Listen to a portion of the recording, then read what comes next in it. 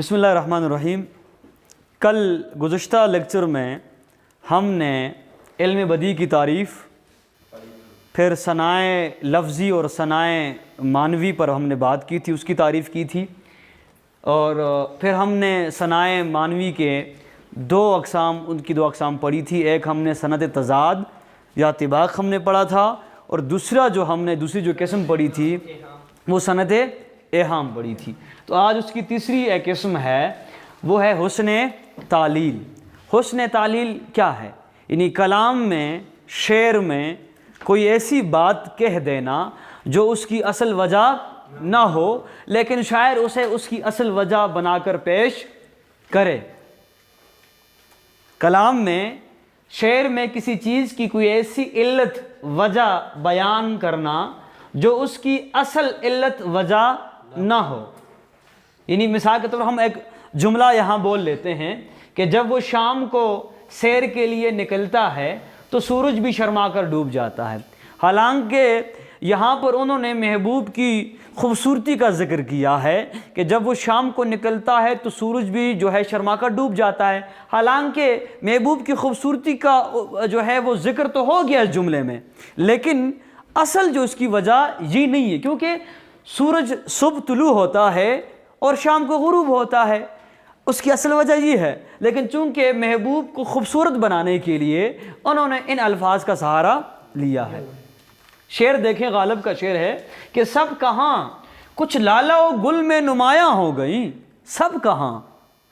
یہاں پر اگر ہم رک جائیں، سب کہاں رک جائیں، کچھ لالا و گل میں نمایاں ہو گئیں، یعنی سب نہیں کہ کیا سب کہاں، کیا سب کہاں خاک میں صورتیں ہوئی ہیں۔ کہنے کا مطلب کیا ہے کہ سب کہاں کچھ لالا و گل میں نمایاں ہو گئی، خاک میں کیا صورتیں ہوں گی کہ پنہاں ہو گئی۔ یعنی شاعر اس میں یہ کہنا چاہتا ہے کہ جو خوبصورت چہرہ ہے وہ سارے خاک نہیں ہوئے، سب کہاں کچھ لالا و گل میں نمایاں ہو گئی، کچھ صورتیں لالا و گل میں یعنی پھول کی صورت میں وہ نمایاں ہو گئی، سامنے آئی، ظاہر ہوئی صورتیں، خوبصورت صورتیں۔ اب خاک میں کیا صورتیں ہوں گی کہ پنہاں ہوگی، کہتے ہیں کہ مٹی میں کون سی صورتیں کہ وہ چھپ گئی ہوں گی، ایسا نہیں ہے۔ کچھ صورتیں ایسی ہیں جو دوبارہ کس کی صورت میں ظاہر ہوئی ہیں، لالا و گل کی صورت میں ظاہر ہوئی ہے۔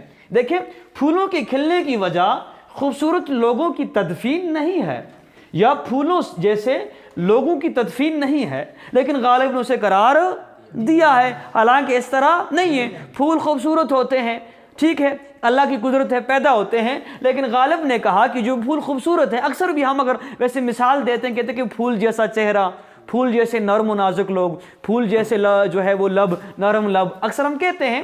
اسی طرح پھول کو لب و رخسار یا خوبصورتی کے لیے ہم بطور تشبیہ یا استعارہ استعمال کرتے ہیں، تو شاعر نے یہاں بھی جو ہے وہ پھولوں کے کھلنے کی وجہ خوبصورت لوگوں کا زمین میں دفن ہونا قرار دیا ہے۔ اس شعر کی سمجھ آئی آپ لوگوں کو؟ اچھا، دوسرا اس کے جو مثال کے طور پر شعر ہے کہ خواجہ حیدر علی آتش کا شعر ہے کہ زیر زمین سے آتا ہے جو گل سو زر بکف، زیر زمین سے آتا ہے جو گل سو زر بکف، قارون راستے میں لٹایا خزانہ کیا۔ اب زیر زمین کے نیچے سے جو گل ہتیلی پہ اگ آتا ہے، سو زر کہتے سونے کو، یعنی وہ سو زر بکف، یعنی ہتیلی میں وہ جو سونا نکل آتا ہے ہتیلی کی صورت میں، کہ قارون راستے میں لٹایا خزانہ کیا۔ کہتا ہے قارون راستے میں، اب وہ طنز کر رہا ہے کہ بھئی ایک یہ حقیقت ہے کہ قارون کو ان کے تمام جائیداد، مال و اسباب اور ان کی جتنے بھی خزانے تھے، اس کے بارے میں روایت ہے کہ 70 اونٹ ان کے جو ہے وہ خزانوں کی چابیاں اس میں تھی، اتنا خزانہ ان کے پاس تھا، اور اللہ نے انہیں جو ہے اس کی عذاب کی، کیونکہ وہ زکوٰۃ وغیرہ کسی میں اس میں نکال غرور کرتا تھا، تو وہ انہیں زمین میں ابھی بھی وہ دھنس رہا ہے قارون، ٹھیک ہے۔ تو اس کے بارے میں یہ ایک اس میں صنعت تلمی بھی ہے، یعنی قارون کے واقعے کی طرف اشارہ ہے۔ تو یہاں پر شاعر نے جو پھولوں کا جو اگنا، پھولوں کے اندر جو زردانہ جو پولن گرین ہوتے ہیں وہ پیلے ہوتے ہیں، چونکہ سونے کا رنگ بھی پیلا ہوتا ہے، تو اس کی مشابہت سے، مماثلت سے یہ کہا ہے کہ یہ جو پھول اگ رہے ہیں ان کی اگنے کی وجہ قارون کا جو خزانہ ہے وہ دوبارہ پھولوں کی صورت میں نمایاں ہو رہا ہے۔ یعنی شاعر نے صنعت تلمیح کے ساتھ ساتھ صنعت حسن تعلیل کا بھی خوبصورت استعمال کیا ہے کہ قارون نے اپنے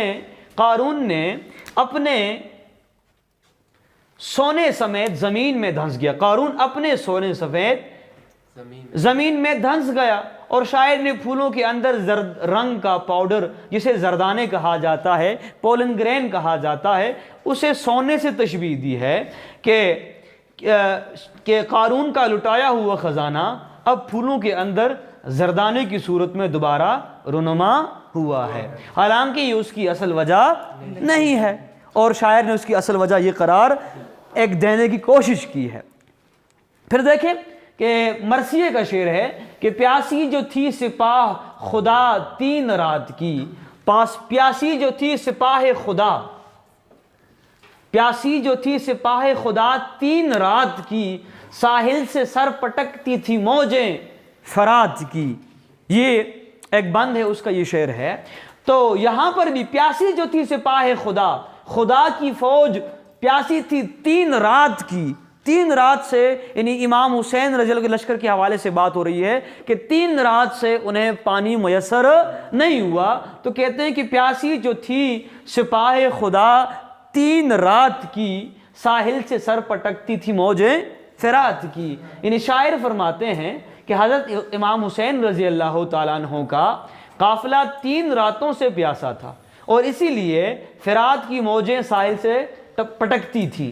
ظاہر ہے دریا یا سمندر کی موجیں ویسے بھی کناروں کے ساتھ ٹکراتی ہیں، حالانکہ اس کی وجہ حسین رضی اللہ تعالیٰ عنہ کے قافلے کی پیاس نہیں تھی، لیکن شاعر نے اس کو قرار دیا ہے۔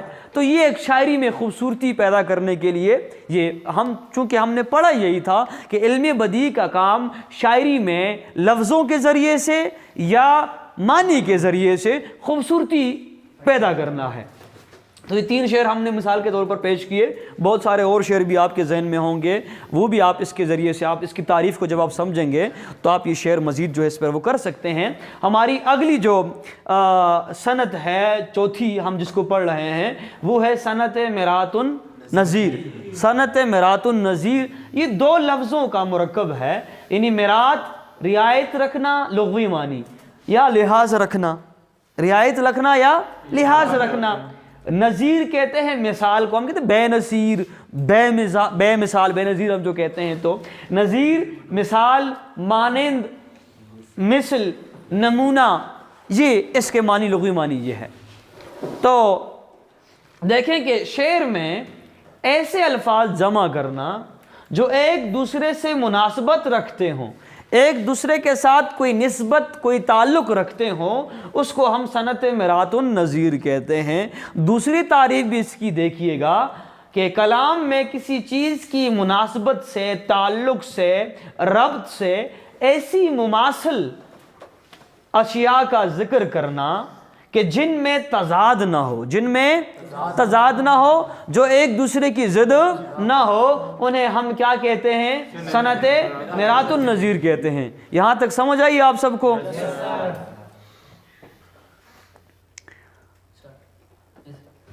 تو یہ ہم نے ان کی تعریف پڑھی، 2 تعریفیں پڑھی۔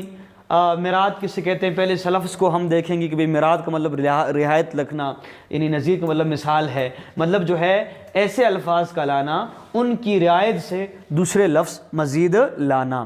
تو انشاءاللہ یہاں تک ہمارا وقت ہوا چاہتا ہے لیکچر کا ختم۔ انشاءاللہ اگلے جو ہے وہ اگلی کلاس میں انشاءاللہ ہم اس کی جو ہے شعری مثالیں پھر انشاءاللہ پڑھیں گے۔ خدا حافظ۔